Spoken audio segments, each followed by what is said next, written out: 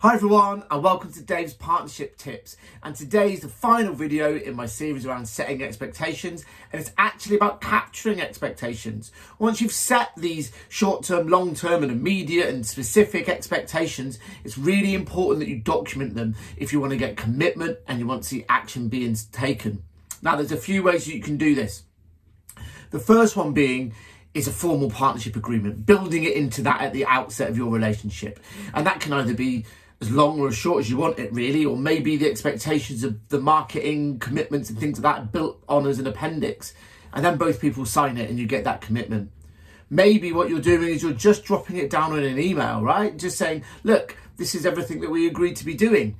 But in that instance, make sure the other person responds and just confirms acceptance of how you've understood the conversation that you had to get those expectations went.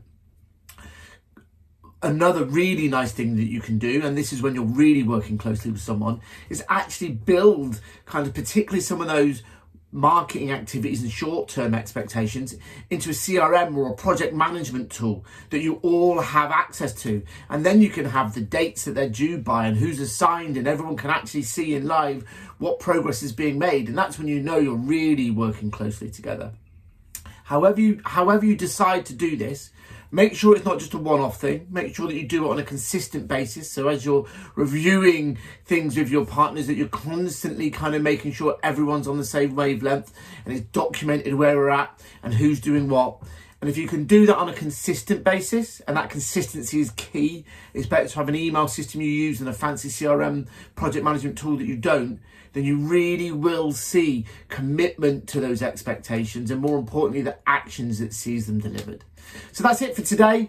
I think that brings us close to my 5 series video on setting expectations. Come back next week for a tip on something slightly different on partnerships. Bye everyone.